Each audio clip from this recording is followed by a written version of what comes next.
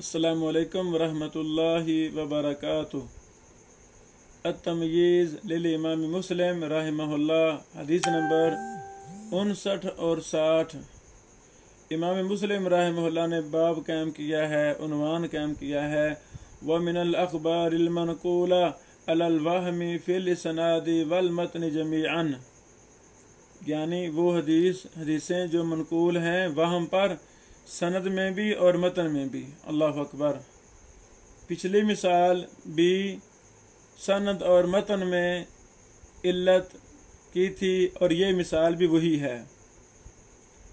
इमाम मुस्लिम रहमहुल्लाह हदीस नंबर 59 इस तरह बयान करते हैं, काल हदसना अबू बकर काल हदसना अबू खालिद अन ऐमन। ऐमन को याद रखा जाए क्योंकि इस हदीस में ऐमन गलती करते हैं। ऐमन की वजह से ये रिवायत सनद और मतन के लिहाज से मालूल है। ऐमन का नाम ऐमन बिन नाबिल है। ये बयान करते हैं अबू ज़ुबैर से, वो जाबिर से, वो नबी सल्लल्लाहु अलैहि वसल्लम से, अन्नहु काना यकूल बिस्मिल्लाहि व बिल्लाहि व तहियातु लिल्लाह। सुबहान अल्लाह। यानी आप गौर करें, अत्तहियातु लिल्लाहि वस्सलावातु वत्तय्यिबातु वस्सलामु अलैका मशहूर तशहुद अत्तहियात जो नमाज में पढ़ते हैं, ऐमन रावी ने अत्तहियात से पहले बिस्मिल्लाहि व बिल्लाह का इजाफा कर दिया। सुबहान अल्लाह। अल्लाह इन मुहद्दिसीन पर करोड़ों रहमत नाज़िल फरमाए जिन्होंने एक एक लफ्ज़, एक एक हर्फ पर बहस की, दरासे किए, सनदों को चेक किया, मतनों को चेक किया कि ताकि उम्मत मुस्लिमान तक सही दीन पहुँच सके, अहादीस सहीहा पहुँच सकें। एक हर्फ भी अगर किसी रिवायत में गलत है तो मुहद्दिसीन ने कुतुब इल्म उसको लिखा, उस पर बहस की, दरासे किए कि लोगों फलां हर्फ गलत है। तो इस दुआ में बिस्मिल्लाहि व बिल्लाह का इजाफा ऐमन बिन नाबिल की तरफ से है। बिस्मिल्लाहि व बिल्लाह का इजाफा सही हदीस से साबित नहीं है। इस पर कोई तफसील हमने दरासा किया है, वो हम बयान करना चाहते हैं। अल्लाह अकबर। पहली बात,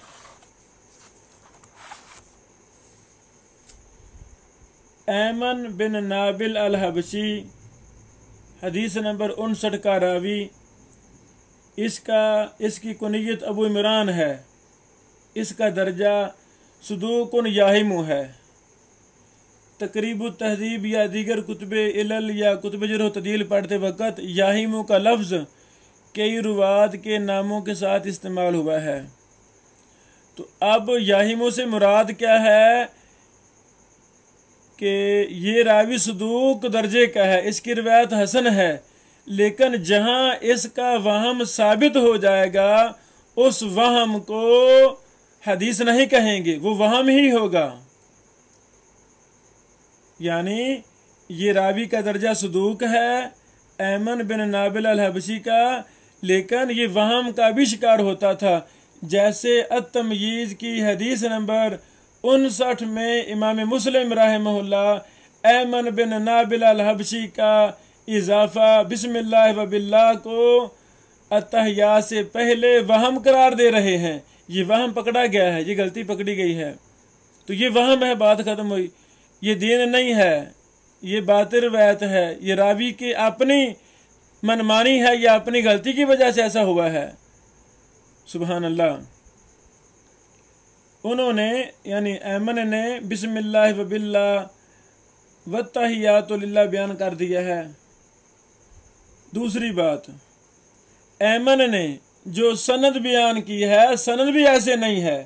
ऐमन बयान करते हैं अन अबी ज़ुबैर अन जाबिर, हालांकि अबू ज़ुबैर अन जाबिर की सनद से ये रिवायत नहीं है।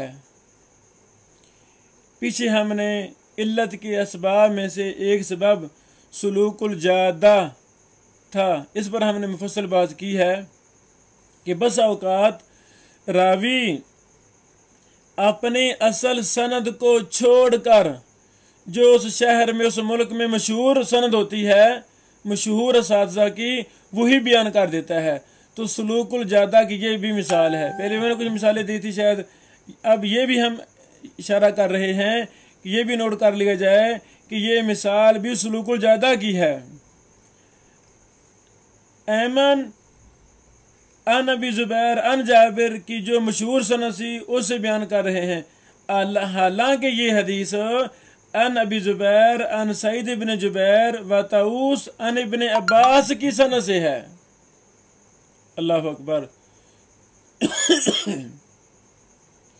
ये मालूल रवायत मुस्नद तियालसी हदीस नंबर 1741, अल इलल कबीर तिरमिज़ी हदीस नंबर 67।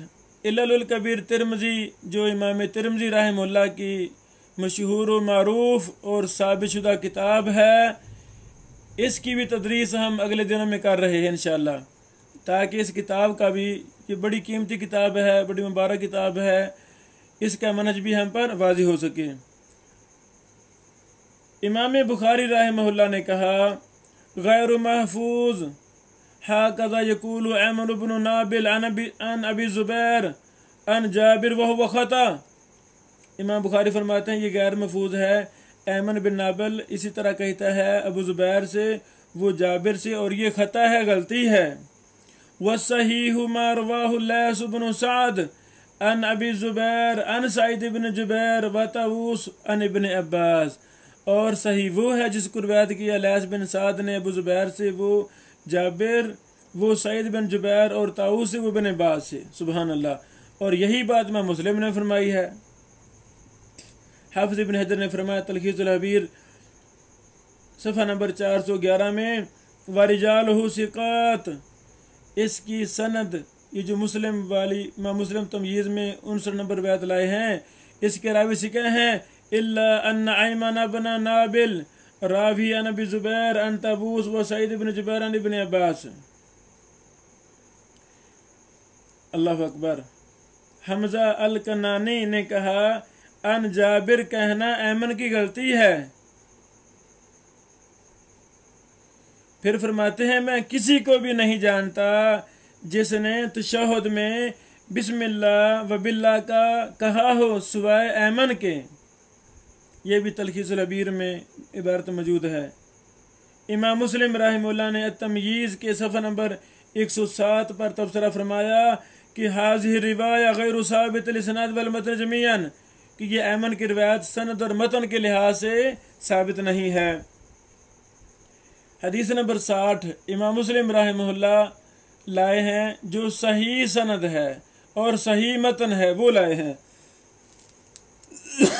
ये हदीस तमयीज़ नंबर हदीस नंबर 60, ये सही मुस्लिम में है। हदीस नंबर 403, हदीस नंबर 60, हदीस नंबर 61 वगैरह।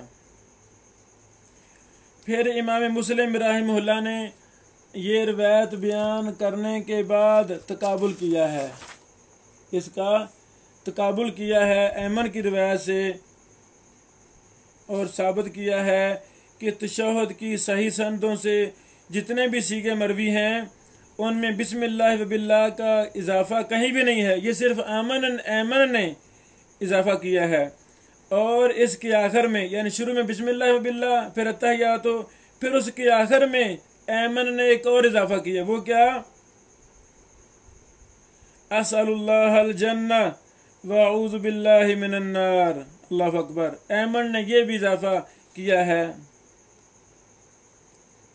इसके बाद इमाम मुस्लिम रहमहुल्लाह ने एक बड़ा ही अहम कायदा बयान किया है। उसका खुलासा ये है कि अहादीस में ज़्यादती ये हुफ़ाज़ से ही सादर होती है, और वो हुफ़ाज़ ऐसे हैं जिनसे बकसरत वहम मनकूल नहीं है।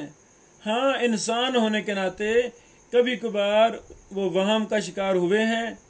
अल्लाह मुहद्दिसीन को जज़ाए खैर अता फरमाए कि उन्होंने सिक्का रावी ने अगर 1,00,000 हदीस बयान की है, 1,00,000 हदीस में कितनी में वो वहम का शिकार हुआ है, तो उन ओहाम को अलग कर दिया है। सुभान अल्लाह। इल्म इलल इसी का नाम है। इल्म इलल पर हमारे शुरू में 43 लेक्चर हुए हैं, जो इल्म इलल के उसूलों को समझने के लिए हैं, असबाब को समझने के लिए हमने दिए हैं। तो बड़ा मुफस्सल बात हमने इसी पर की है कि ये वहम लाहिक क्यों होते हैं। तो ये था इल्म इलल। अल्लाह अकबर। अल्लाह इन मुहद्दिसीन से राज़ी हो जाए। हमारा दिल तो करता है कि हम इलल की ये मशहूर किताब अत-तमयीज़ के मुकम्मल करें, क्योंकि हमारे सामने और भी कई कुतुब इलल हैं, उन पर भी हम कुछ न कुछ बहस करना चाहते हैं, ताकि हमारे तलबा व तालिबात के लिए कुतुब इलल का मनहज वाज़िह हो जाए। तो अब हम इंशाअल्लाह कल से अल इलल व मारिफतुर रिजाल लिब्नुल मदीनी रहमहुल्लाह, ये इमाम इब्नुल मदीनी जो इमाम बुखारी रहमहुल्लाह के उस्ताद थे, उनकी भी इलल हमारे पास मौजूद है।